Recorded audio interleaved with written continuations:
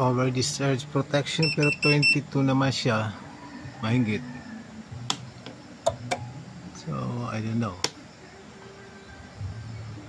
kaya patayin ko muna.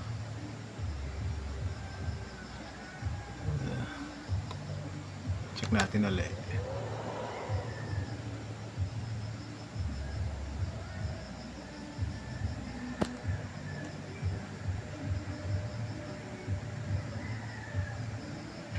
Sa 24 volt system ito, 22 plus naman yung voltage niya, kaya lang na over discharge. Pinagpalit ko to kasi ang ano dito sa PowerMR charge controller, pinagpalit ko ngayon, so na over discharge yata ito kagabi. Mukhang hindi kayang tanggapin ng 1 solar. Ang gagawin ko ngayon, since ayaw na mag-charge, nare-detect niya na over discharge, gagawin ko charge ko muna, i-off ko muna to. Fortunately meron akong mga circuit breakers, ibababa ko na lang muna to, that one. So off na muna siya, then kakabitan ko na lang muna ng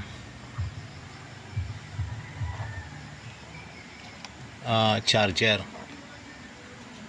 Fortunately meron na akong charger na pang 12 volts, so kakabitan ko na lang muna para ma-charge man lang siya kahit konti. Yung isang battery lang, kasi kung dalawang battery 24 volts yun, at least isang battery siguro i-charge ko itong battery na to para lang masagap niya na mag-charge na siya, tumaas-taas ng voltage. So ganun lang gagawin ko. Ayan,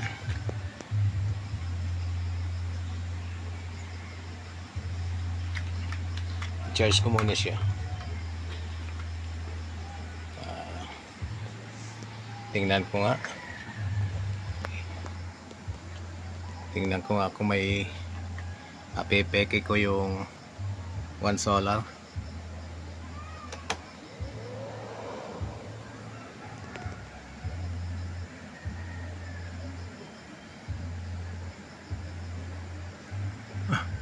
Okay, since nagcha-charge na siya, kanina is 22.16 ata yun, ngayon is 22.68.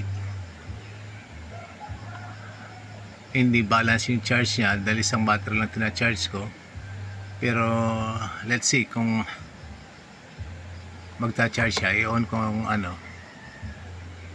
yung circuit breaker para dun sa solar panel. Oh yeah, that's it.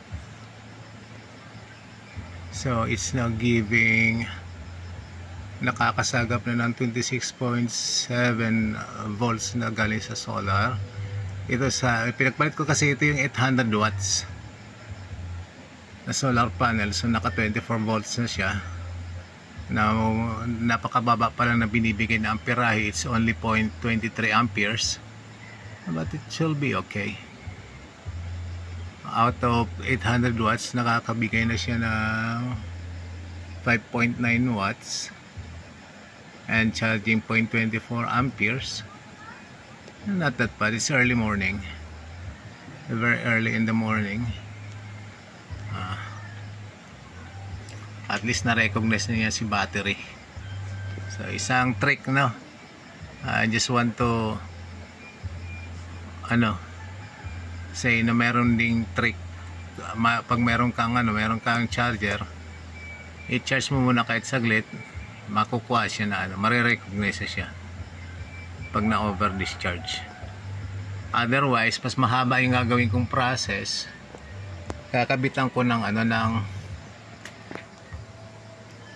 ganitong gagawin ko sana kanina. kakabitan ko siya ng wire mula dun sa sa battery na 12 volts na sinacharge siya ng doon sa POW-MR na yon, going to this battery. Kakabit ko sana ng ito, kakabitan ko ng mga wires papunta dito sa kabilang battery din. Medyo mas matagal dahil mag-iipit pa ako, tatanggalin ko pa yung mga bolts para magkaroon ng proper connection. So since meron naman akong battery charger na pang 12 volts, slow charge lang to, yun ang sinubukan ko and it worked. So yan, meron tayong nakuhang trick, meron tayong nakuhang hack na yung palang na over discharge. Actually yun talaga yun. Syempre ang gagawin pag na over discharge ang battery, hindi na siya marirecognize ng charge controller, kinakailangan mo talaga siyang i-charge muna. So yun talagang option nun. What I did not know is that wala pang 10 seconds, wala pang 1 minute na na charge, gumana na siya, na-recognize na siya. So balikan natin.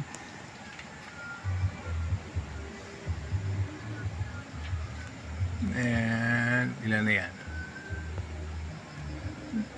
Alright, 0.10 to 31 amperes na siyang tina-charge.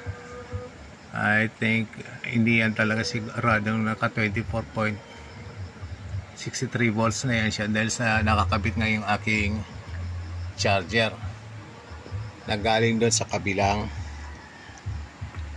solar doon sa isang system, isang unit ko.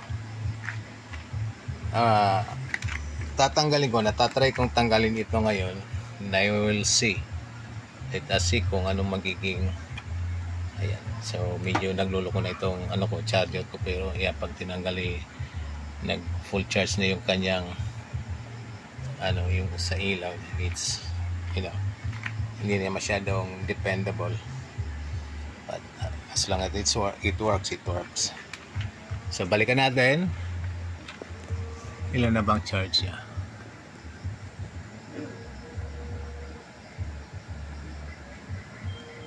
It stayed.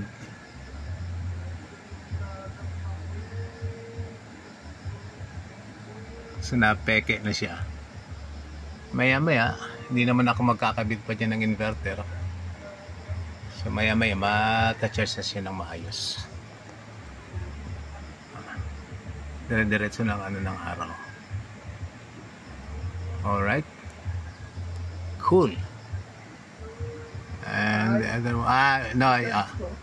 wait lang na yan, nag-video ako saglit so itong isa ay looking good.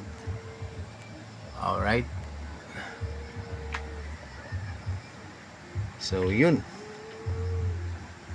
another hack. And there you go.